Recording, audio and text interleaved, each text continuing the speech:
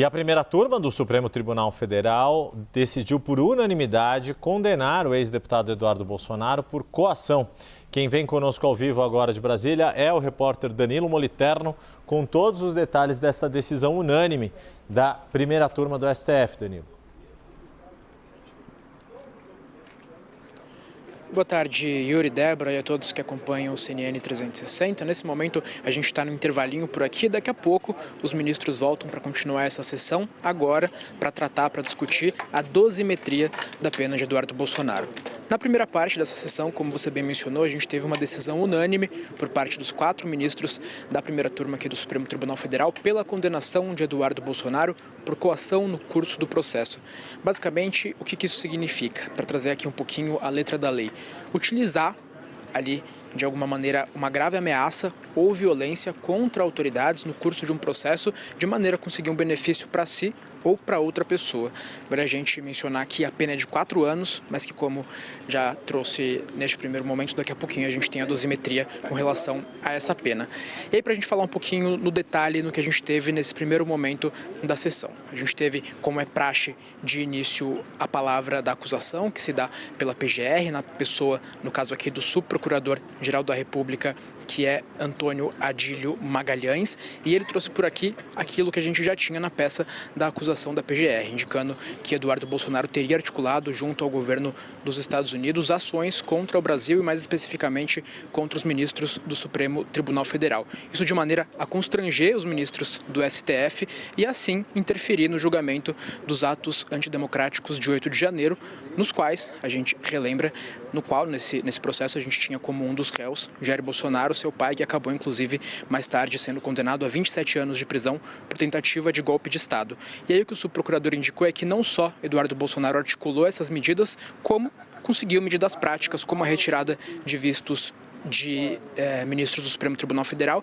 e a aplicação da Lei Magnitsky contra Alexandre de Moraes. Na sequência, a gente teve a defesa, que pelo fato de Eduardo Bolsonaro não ter reagido à tramitação foi feita pela DPU, que indicou ali possíveis nulidades, como o fato de Alexandre de Moraes ter sido alvo destas ações e também de a gente ter tido a citação de Eduardo Bolsonaro por meio de edital e não de carta rogatória.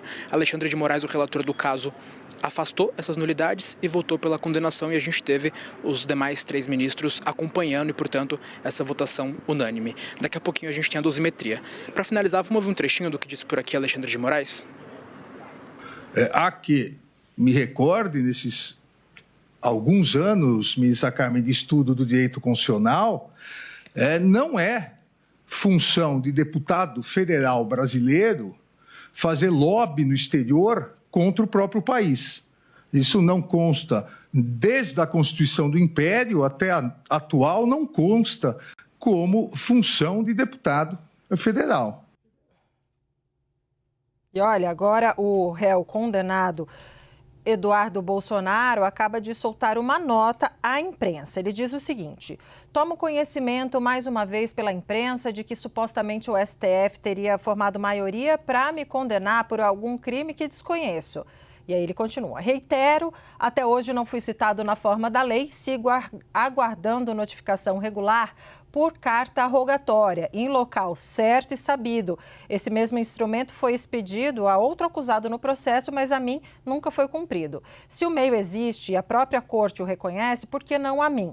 E aí ele diz, segue argumentando: certo e sabido não é força de expressão. Eu moro nos Estados Unidos em endereço que a imprensa brasileira fez questão de localizar, filmar, estampar, mandando repórteres até a minha porta. Para mandar jornalistas, sabem onde eu estou. Para cumprir o devido processo legal, alegam não saber. E aí ele continua aqui na nota: tomo ciência dos fatos pelos jornais e conhecer a acusação por reportagem não substitui a citação prevista em lei e nos acordos internacionais dos quais o Brasil é signatário. Moraes pode não gostar, mas não pode escolher quando segui-los. Mais uma vez, é vítima e juiz do mesmo caso. E é por isso que o Brasil passa vergonha internacional de forma recorrente, como até mesmo a mídia tradicional hoje já aponta com frequência. E aí ele vai seguindo aqui.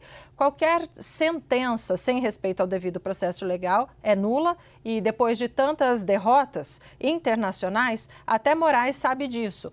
Por isso, o real objetivo desse julgamento, sem pé nem cabeça, é apenas um: tirar meu nome das eleições. E aí ele vai terminando, dizendo que tem confiança na restauração da democracia brasileira com a vitória de Flávio Bolsonaro. E aí ele se diz exilado, né? E ele fala que, enfim, os exilados possam voltar à sua pátria, assinado Eduardo Bolsonaro. Então tá aí a nota lida na íntegra, Yuri Pita.